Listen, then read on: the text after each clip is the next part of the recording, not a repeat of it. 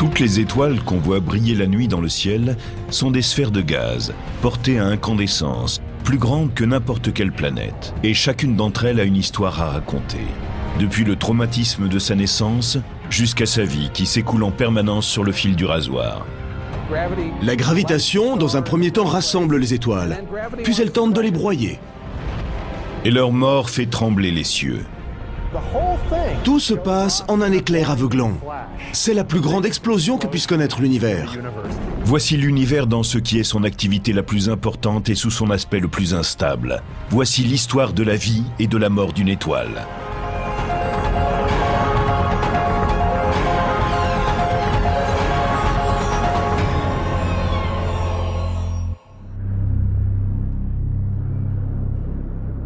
Comme des villes qui scintilleraient dans le désert,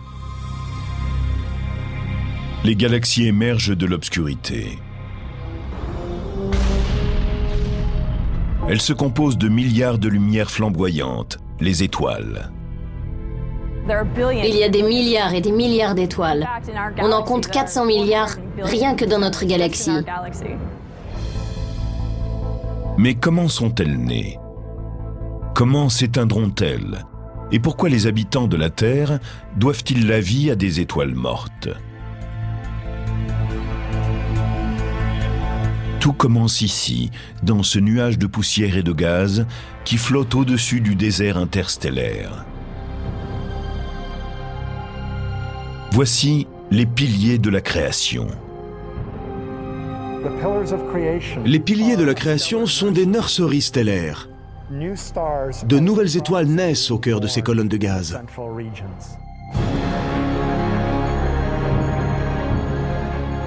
Situés à 7000 années-lumière de la Terre, ils font partie de la nébuleuse de l'Aigle, qui n'est qu'une des milliards de régions de l'univers où se forment les étoiles. Ce sont des colonnes de gaz d'hydrogène et de poussière. Sur le tableau périodique des éléments en chimie, vous avez en haut les éléments légers, hydrogène, hélium, lithium, et au fur et à mesure que vous descendez, les éléments de plus en plus lourds. L'hydrogène est l'élément le plus léger, le plus simple et le plus répandu dans l'univers. Il est essentiel dans la composition des étoiles. À l'intérieur d'une nébuleuse, les gaz et les poussières s'unissent lentement pour former de petits nuages. Pendant des millions d'années, ils sont poussés à se rassembler par une force que nous connaissons bien.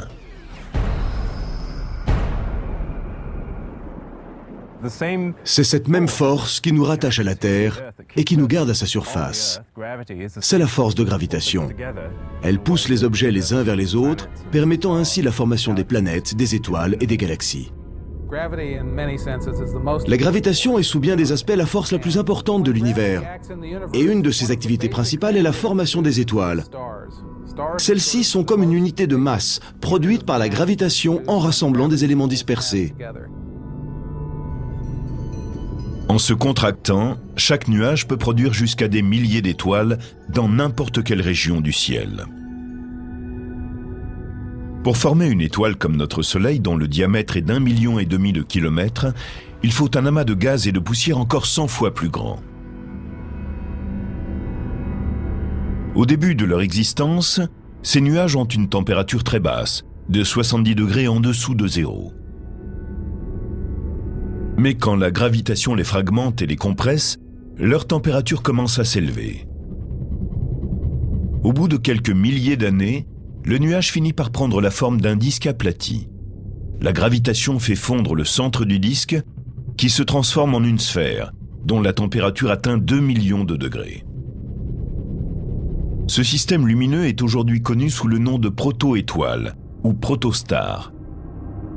10 millions d'années plus tard, le noyau d'hydrogène de la toute jeune étoile dépasse les 18 millions de degrés.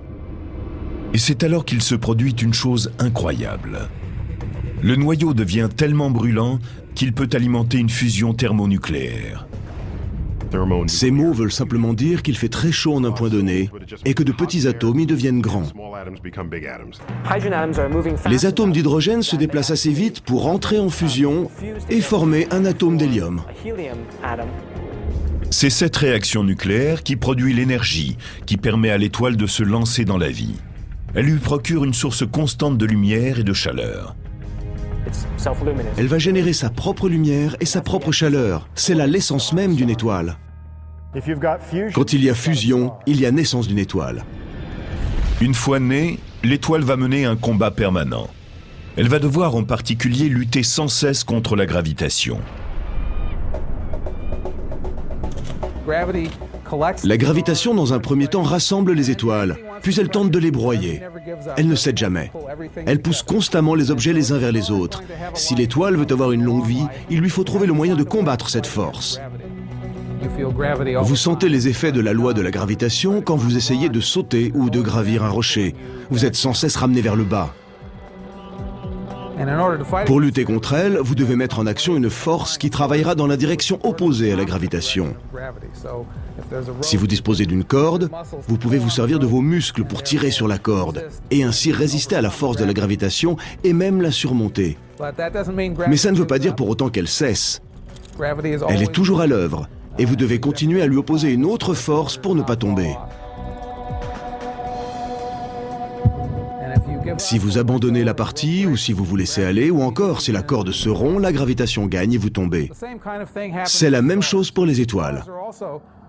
Elles essayent aussi de tenir, car la gravitation tend à écraser l'étoile en son milieu. Pour les étoiles, c'est la fission nucléaire qui représente notre corde, sous la forme d'une pression. Sous la chaleur, toutes les particules à l'intérieur de l'étoile se déplacent très rapidement et cognent à l'extérieur, ce qui produit une pression qui fait tenir l'étoile contre la gravitation. La pression qui pousse vers l'extérieur de l'étoile se mélange à celle de la gravitation qui pousse vers l'intérieur. Ainsi, l'astre peut-il rester là et brûler tranquillement jusqu'à ce qu'un événement se produise. Une étoile passera la plus grande partie de sa vie dans cet équilibre. C'est la phase que les spécialistes appellent la séquence principale. Notre Soleil est dans la séquence principale, ce qui est heureux pour nous. Cela nous procure chaque jour à peu près la même quantité d'énergie. Et c'est ce qui rend possible la vie sur Terre. Les étoiles en séquence principale ne sont pas toutes semblables. Certaines sont plus petites et plus froides que le Soleil, d'autres plus grandes et plus chaudes. La chaleur d'un objet se reflète dans la couleur de la lumière qu'il émet. Si l'on prend le Soleil, la plupart de la lumière qui en sort est de couleur jaune. Si sa température était plus élevée, les longueurs d'onde prédominantes de lumière sortiraient en bleu ou même en ultraviolet. Les étoiles plus froides émettent plutôt de la lumière rouge. Les petites étoiles froides et rouges comme Proxima du Centaure, qui est la plus proche du Soleil, sont appelées des naines rouges. Elles peuvent ne mesurer qu'un dixième de la taille du Soleil et la température à leur surface peut être beaucoup plus froide.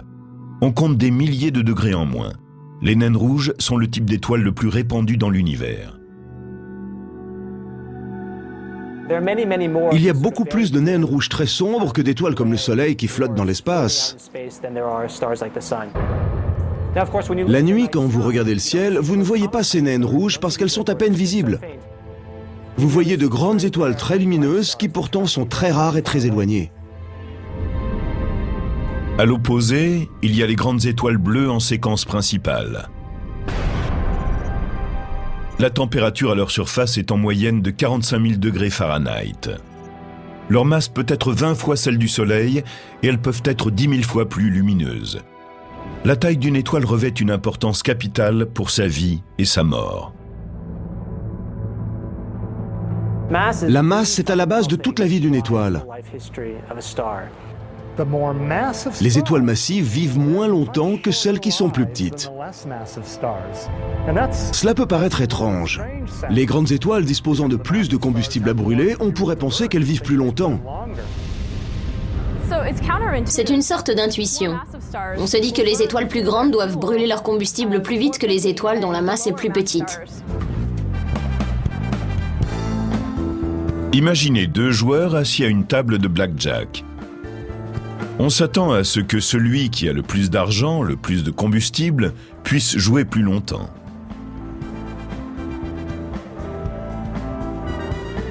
Mais si celui-ci mise très gros à chaque tour, Un joueur qui dispose de plus d'argent mais qui mise $10 000 à chaque fois va épuiser son argent beaucoup plus vite. Ainsi, plus vous avez une masse élevée, une température élevée et une pression élevée, plus le niveau de fusion est fort et la masse dont vous disposez s'épuise plus rapidement. C'est un simple calcul. Il s'agit de savoir le combustible dont vous disposez et à quel rythme vous le convertissez. Les étoiles de grande masse vivent plus vite. Elles brûlent la chandelle par les deux bouts. Une très grande étoile meurt en l'espace d'1 million d'années.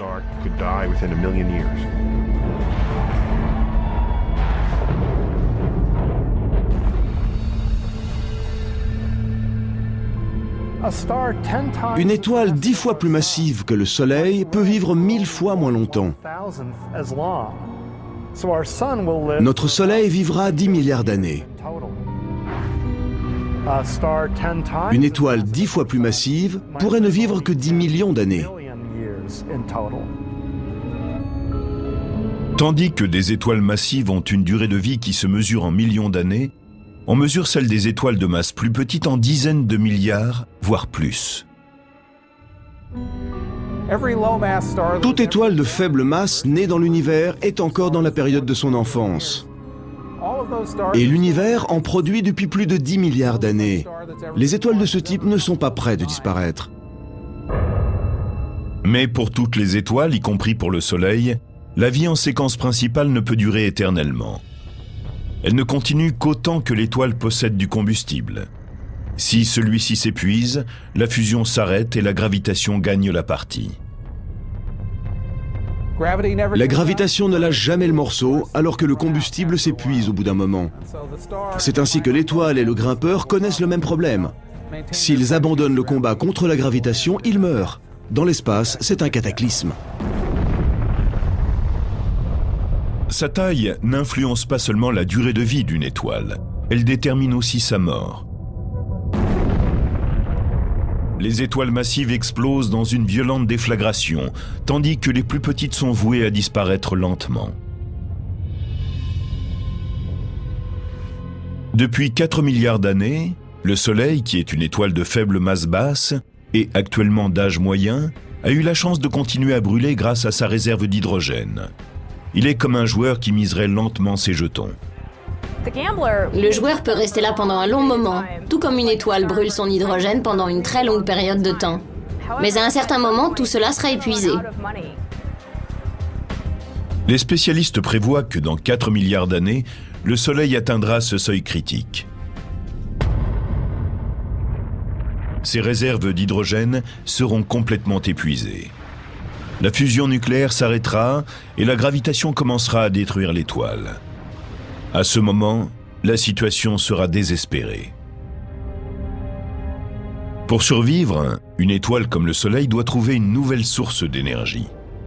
Elle possède de l'hélium, mais pour brûler l'hélium, le noyau doit être 10 fois plus chaud qu'il ne l'a été durant tout le temps où il a brûlé de l'hydrogène. Il ne pourra pas faire fondre cet hélium en des éléments plus lourds, comme le carbone ou l'oxygène, avant que le noyau ne soit suffisamment brûlant. Il est plus difficile d'avoir des noyaux d'hélium assez proches pour que la force de fusion nucléaire s'en empare et les oblige à fusionner.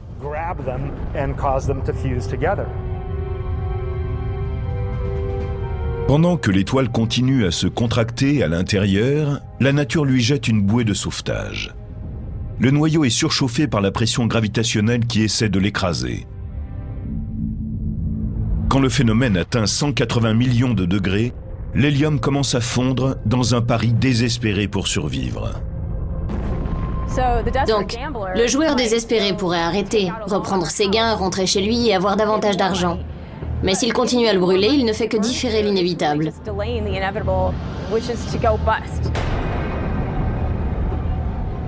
Et pour une étoile, l'inévitable, c'est de mourir. L'étoile, qui a brûlé pendant 10 milliards d'années grâce à son hydrogène, va maintenant fonctionner sur ses réserves d'hélium pendant plusieurs centaines de millions d'années. Et cela commence. Elle est à court d'hydrogène, elle commence à utiliser l'hélium, puis l'hélium diminue, elle tente d'utiliser le carbone, mais elle n'y parviendra pas. Toute cette activité a lieu dans le dernier dixième de sa vie d'étoile. La température torride de l'hélium en train de brûler provoque le gonflement des couches extérieures de l'étoile. À ce moment-là, l'atmosphère extérieure de notre étoile sera si peu retenue par la gravitation que cela débutera comme une sorte d'évaporation.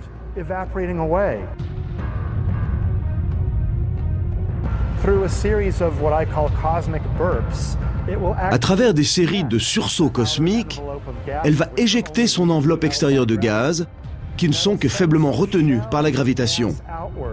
Les cartouches de gaz envoyées vers l'extérieur et illuminées par l'étoile centrale provoquent ce qu'on appelle un phénomène nébuleux. Ce sont de magnifiques obus de gaz qui brillent en entourant le noyau de notre étoile en train de mourir.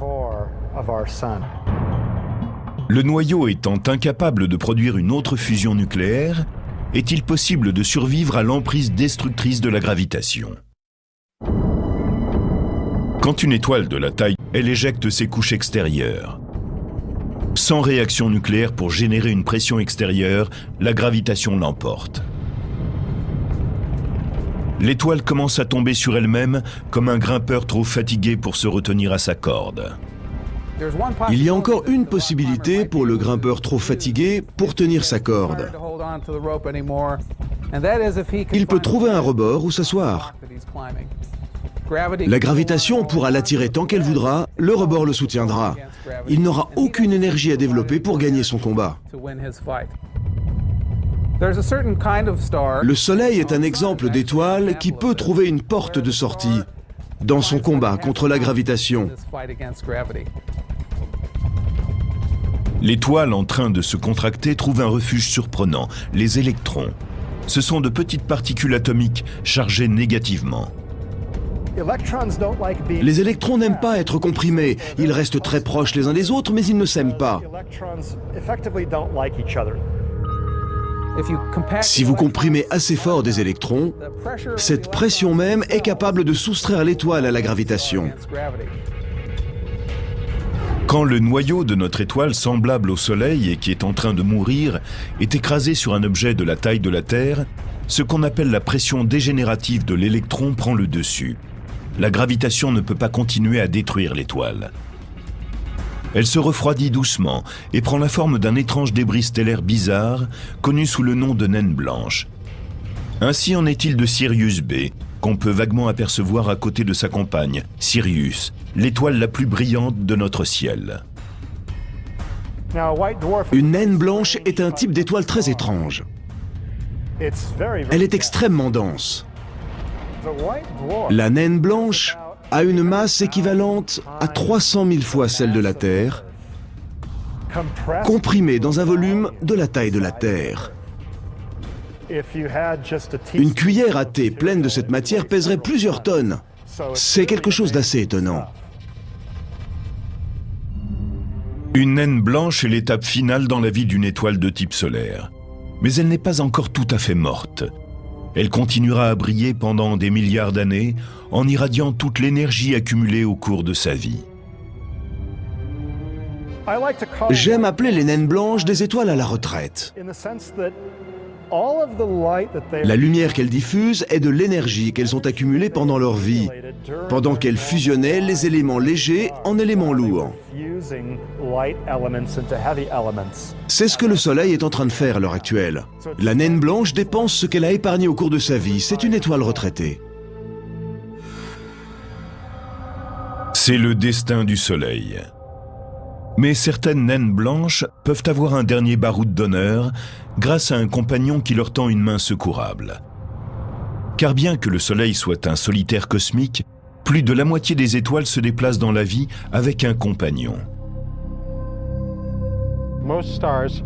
La plupart des étoiles font partie de systèmes binaires, ou parfois même multiples. Les couples qui sont proches ont parfois des destins différents de ceux des étoiles solitaires. Si une naine blanche est liée par la gravitation à une autre étoile, elle peut voler la nourriture de son compagnon. La petite naine blanche, qui a une forte densité, exerce une poussée gravitationnelle telle qu'elle va pouvoir siphonner le gaz hydrogène de l'autre.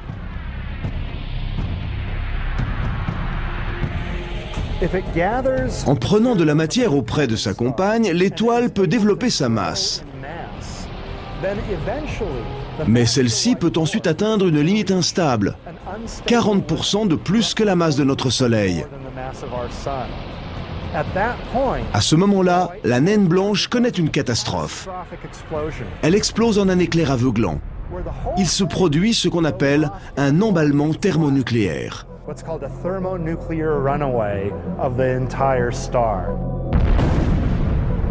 Cette explosion gigantesque est connue sous le nom de supernova de type 1. Si le Soleil faisait cela, ce qui ne sera pas le cas, il s'éteindrait de façon assez douce.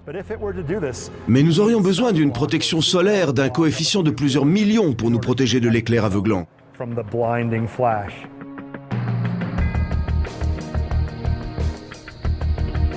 À Berkeley, qui dépend de l'Université de Californie, l'astronome Alex Filippenko est l'un des meilleurs chasseurs de supernovas. Son équipe en a localisé plus de 600 au cours de la dernière décennie. C'est considérable, dans la mesure où il en apparaît peut-être 12 par siècle dans chaque galaxie.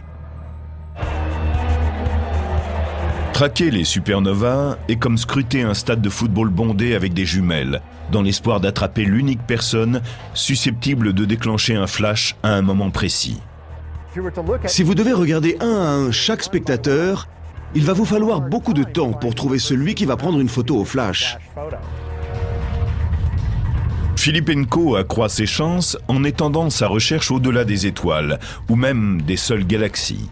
Pour cela, il fait appel à un assistant à la technologie très avancée.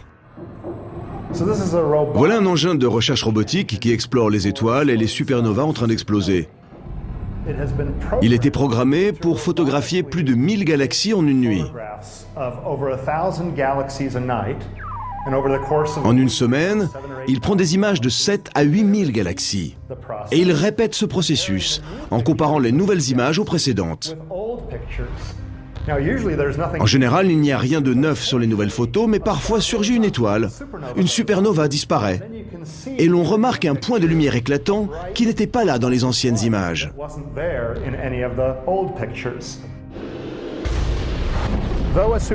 Bien qu'une supernova soit très brillante, sa lumière visible ne représente que 1% d'1% de son énergie totale. 1/10 de toute l'énergie émise pendant son explosion colossale.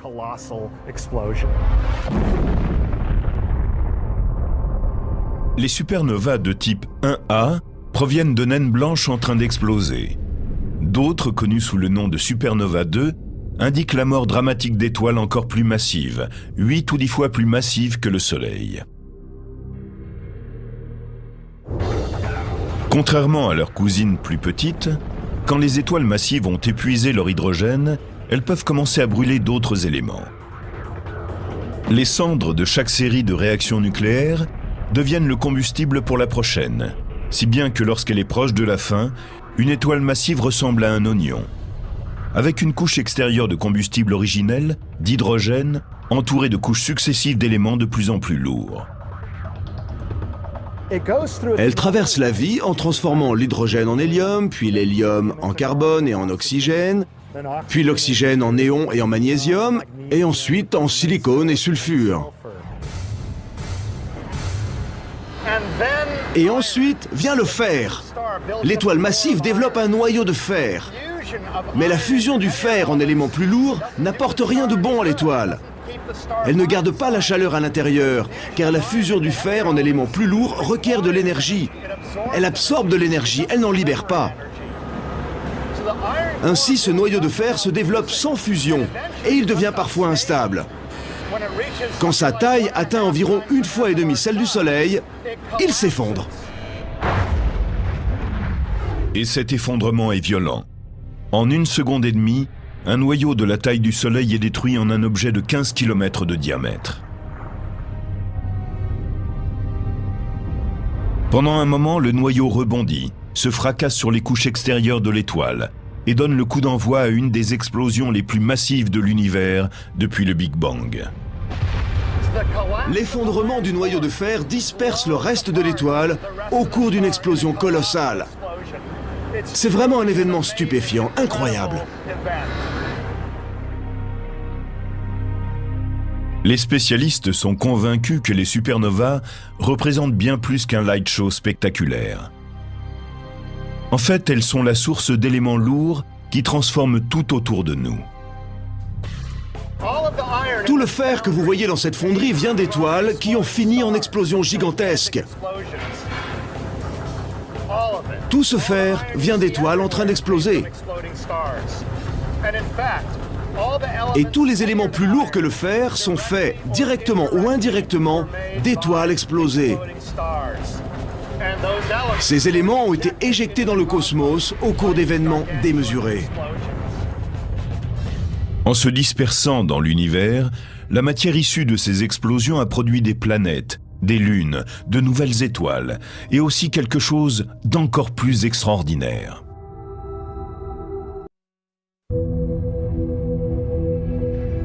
Si vous pouviez remonter sur la trace de vos ancêtres jusqu'aux origines, vous trouveriez sur votre arbre généalogique une étoile en train d'exploser. Nous sommes essentiellement faits de matière d'étoiles ou de poussière d'étoiles, comme Carl Sagan aime à le dire. Les éléments de notre corps, plus lourds que l'hydrogène et l'hélium, viennent d'étoiles mortes depuis longtemps. Le calcium de nos os, l'oxygène que nous respirons, le fer de nos os, de notre sang, le carbone dans la plupart de nos cellules, tout cela vient des étoiles. Il y a eu des réactions nucléaires, puis tout cela a été éjecté par la supernova. Et les éléments les plus lourds, le fer et ceux que je viens de citer, ont été produits par les explosions elles-mêmes par la supernova. Tandis que l'explosion d'une supernova de type 2 inonde l'univers d'éléments lourds, le noyau d'une étoile en train d'exploser est gardé intact. C'est la gravitation qui va se charger de le détruire. Mais pour cela, même s'il est plus petit qu'une naine blanche, elle va devoir vaincre une force étrange, la pression de dégénérescence de l'électron. La gravitation trouve un moyen de combattre la tendance des électrons à se pousser à l'écart l'un de l'autre, en combinant les électrons avec les protons et en les transformant en neutrons. On a maintenant un objet qui est presque entièrement fait de neutrons et la gravitation l'emporte.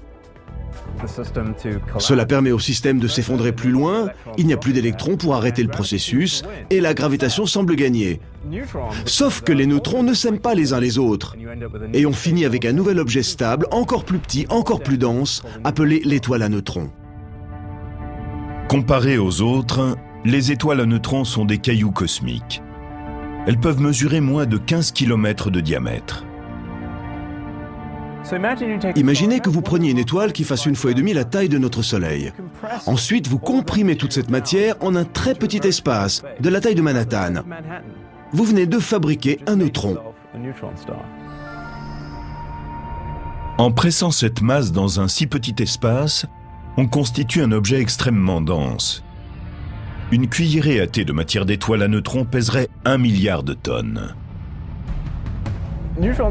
Les étoiles à neutrons sont les objets les plus fous et les plus intéressants que les astronomes aient à étudier.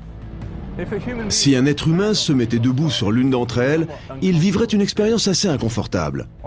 Si sur Terre il pèse 75 kg, sur une étoile à neutrons, il pèserait quelque chose comme 10 milliards de tonnes. Notre système biologique ne peut pas supporter une telle pression, et l'être humain serait aplati à la surface de l'étoile. De plus, les étoiles à neutrons tournent sur elles-mêmes à une vitesse incroyable, des centaines de fois par seconde dans certains cas. C'est ce tournoiement rapide qui a d'abord empêché les astronomes d'identifier les étoiles à neutrons. Certaines étoiles à neutrons tournoient très rapidement et elles possèdent un champ magnétique très important. Ce champ magnétique, lié aux forces du tourbillon, produit un faisceau de particules chargées, des électrons qui vont glisser sur l'axe du champ magnétique. Une fois en accélération, ils dégagent de la lumière et produisent un faisceau très précis. C'est comme un phare, dont le faisceau couvre tout le champ qui est autour de lui. Mais vous ne l'apercevez que lorsqu'il croise votre champ de vision. De la même façon, vous ne pouvez voir l'étoile à neutrons briller que lorsque son faisceau est dirigé vers vous. Cet objet est appelé pulsar. Certaines étoiles sont tellement massives que même une étoile à neutrons ne peut pas tenir sous le poids de leur effondrement. Et ensuite, la gravitation les réduit en un objet de densité infinie et qui nous fascine, le trou noir.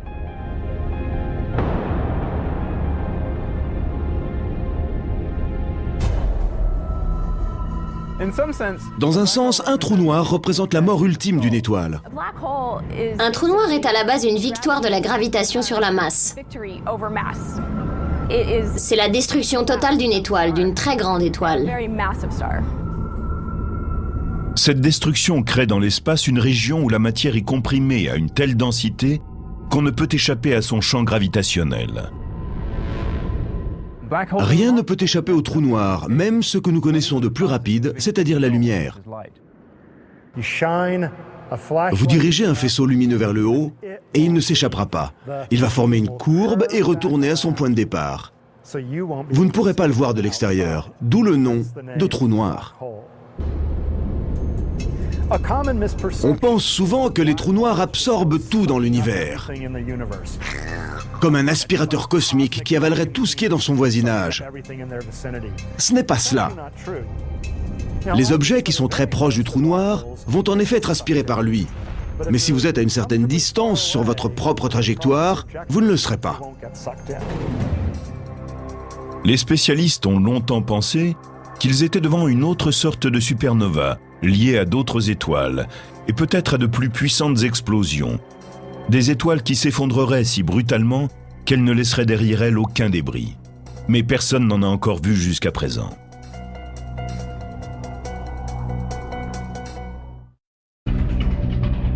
Même après tout ce temps, l'univers est toujours aussi surprenant par sa puissance. À l'automne 2006, les astronomes observent la plus vaste explosion stellaire dont ait jamais été témoin un homme. À 240 millions d'années-lumière de la Terre, une étoile massive se désintègre. Alex Filippenko et son équipe de l'Université de Californie furent stupéfaits par la puissance de l'explosion. L'énergie totale émise était 100 fois plus importante que celle d'une explosion massive normale. C'était une explosion vraiment puissante et étonnante. Une supernova est issue de l'explosion d'une étoile 10 fois plus massive que le Soleil. Or, la supernova 2006 GY, comme l'ont nommé les astronomes, semble avoir indiqué la fin d'une étoile 150 à 200 fois plus massive que le Soleil. On n'en connaît pas de supérieure. Les spécialistes étudient toujours les conséquences de l'explosion. Mais ils pensent que la supernova 2006 GY a beaucoup à nous apprendre sur les premières étoiles qui ont peuplé notre univers. Nous pensons actuellement que les étoiles de la première génération devaient être très massives. Et elles ont sans doute explosé ainsi. Ce sont certainement ces méga-explosions qui, à l'origine, ont semé l'univers d'éléments lourds. Ces étoiles extrêmement massives sont les plus vastes usines de fer. Une seule étoile, de 150 fois la taille du Soleil, peut produire 20 ou 25 masses solaires de fer.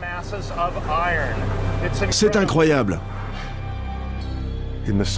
Dans un cycle de vie, non seulement dans notre galaxie, mais dans tout le cosmos, quand une étoile meurt, en particulier parmi celles qui meurent de mort spectaculaire, c'est-à-dire les étoiles très massives dont le noyau contient du fer, c'est elle qui sème la graine qui donnera naissance aux générations suivantes d'étoiles, qui probablement contiendront les éléments de la vie même.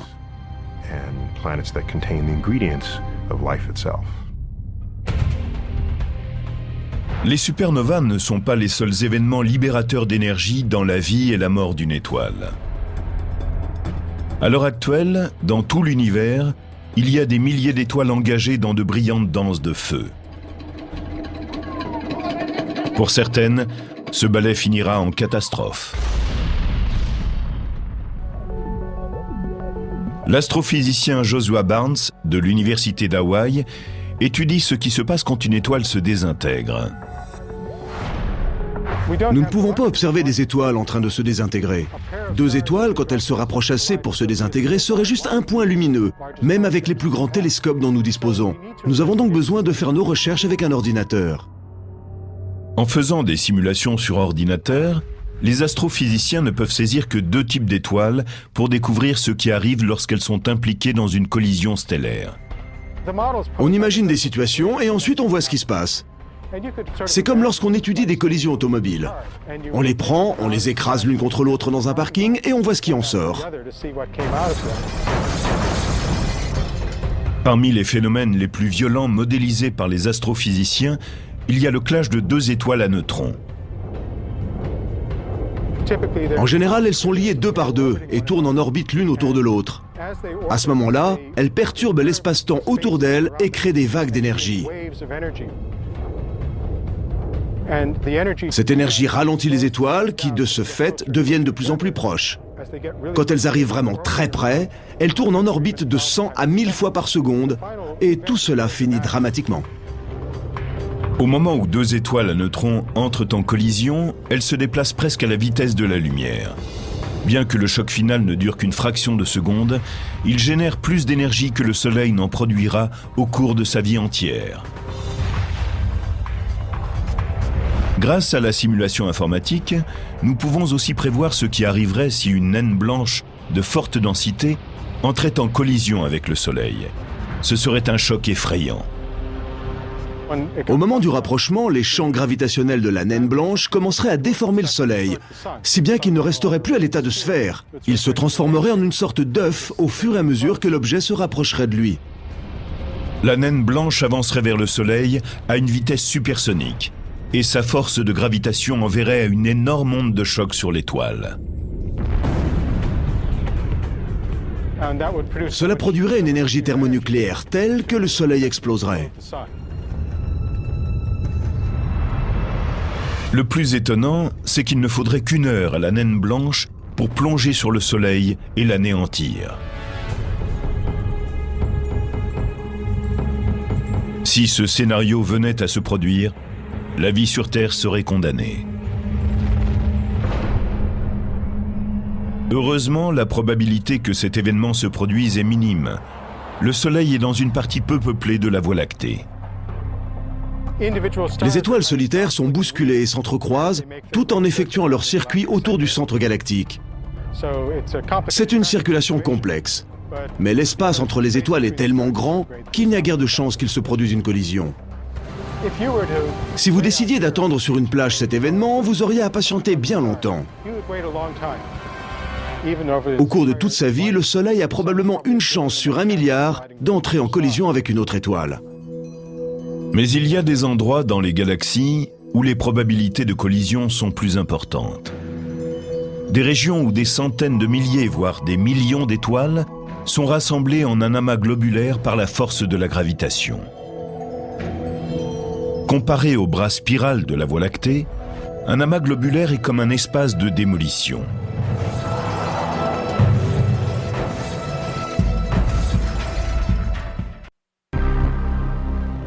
Les chances que deux étoiles entrent en collision dans les bras en spirale de notre galaxie sont d'1 sur 1 milliard. Mais à l'intérieur d'un amas globulaire, le rassemblement d'étoiles est 1 million de fois plus dense que dans toute la Voie lactée. Dans la Voie lactée, tout le monde va plus ou moins dans la même direction. Dans un amas globulaire, il n'y a pas de mouvement organisé. Tous les objets sont en orbite autour du centre et suivent en même temps des directions différentes. Certains empruntent un chemin et d'autres une voie opposée. Dans cet environnement chaotique, les étoiles entrent en collision en moyenne 1 fois sur 10 000 ans. Dans un amas, toutes les étoiles sont plus ou moins nées au même moment. Quand les astronomes regardent un amas ancien, ils ne s'attendent pas à voir de jeunes étoiles. Et pourtant, les amas globulaires dissimulent souvent de mystérieuses étrangères. De grandes étoiles bleues, bien plus jeunes que les petites sombres qui les entourent.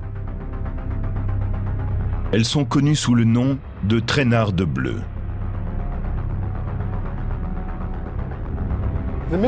Le mystère des traînardes bleues est qu'elles sont plus jeunes qu'elles ne devraient l'être. Dans ce type d'amas, toutes les étoiles qui ont cette masse et cette luminosité sont normalement mortes. Alors d'où viennent ces objets? Comment sont-ils entrés dans ces amas stellaires? L'astrophysicien Joshua Barnes pense connaître la réponse. Pour lui, les traînards bleus sont le résultat de collisions entre de plus vieilles étoiles en séquence principale. Une collision de deux étoiles en séquence principale, deux étoiles comme le Soleil, est en fait relativement douce.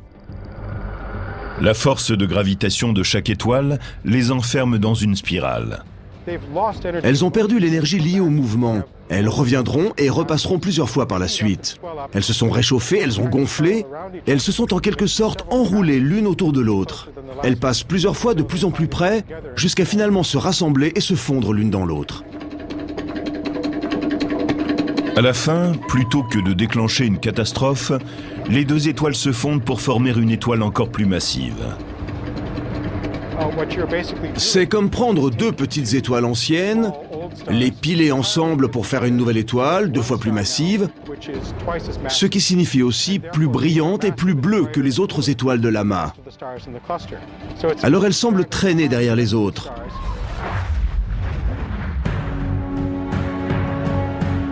Le mystère des traînards bleus semble avoir été résolu. Mais il y a maintenant un objet inhabituel que la science tente d'expliquer. Trous noirs, étoiles à neutrons et naines blanches témoignent de la fin de vie stellaire. Mais il y a d'autres objets célestes étranges qui n'ont jamais eu la chance de briller. Ce ne sont pas exactement des planètes, ni vraiment des étoiles. Ce sont les naines brunes. Une naine brune est à la base une étoile ratée. Michael Yu, astronome à l'université d'Hawaï, recherche ces objets énigmatiques. Les étoiles produisent beaucoup de lumière. Elles sont faciles à voir de très loin, mais les naines brunes ont une température très basse. Elles émettent donc une très faible lumière. Elles sont tellement sombres que nous ne pouvons les voir que lorsqu'elles sont très proches de nous. Une naine brune comprend les mêmes éléments qu'une étoile, mais elle n'a tout simplement pas assez de masse pour soutenir une fusion nucléaire. Si un objet naît avec moins de 8% de la masse du Soleil, il ne peut pas produire sa propre énergie. C'est essentiellement une étoile ratée. Sans possibilité de fusion, ces étoiles ratées commencent à agir davantage comme des planètes. Si vous voliez à la surface d'une étoile dans un vaisseau spatial, vous ne verriez rien qui ressemble à des nuages ou des montagnes, rien de tout cela. Mais quand vous allez vers une naine brune, les choses commencent à changer. Nous pensons que leur atmosphère pourrait être similaire à celle d'objets massifs comme Jupiter. Si vous connaissez les images de cette planète, vous savez qu'elle est composée de tranches qui ont des nuages à leur surface. Même sans photo d'une naine brune, nous pensons qu'elle pourrait elle aussi avoir une structure de nuages. Ce ne sont pas des nuages comme ceux que nous connaissons. Imaginez comme un fer à vapeur qui fabrique ces nuages, assez minces pour que du fer en tombe sous forme de gouttelettes. Personne n'aimerait se trouver en dessous. Il s'agit de fer fondu. À ce jour, les astronomes n'ont localisé qu'environ 200 naines brunes, et ils se posent toujours de nombreuses questions sur ces mystérieux objets. Ils savent déjà que certaines d'entre elles sont entourées de disques de poussière et de gaz. Pourraient-ils se transformer en planètes? Ce n'est qu'un des nombreux mystères encore à résoudre, tandis qu'on continue à explorer les étoiles. Mais la science nous a déjà révélé que l'univers était un royaume magique de naines et de géantes, de traînardes et de supernovas. Et à travers l'histoire explosive des étoiles, nous avons découvert l'histoire du cosmos, ainsi qu'une clé pour comprendre nos origines.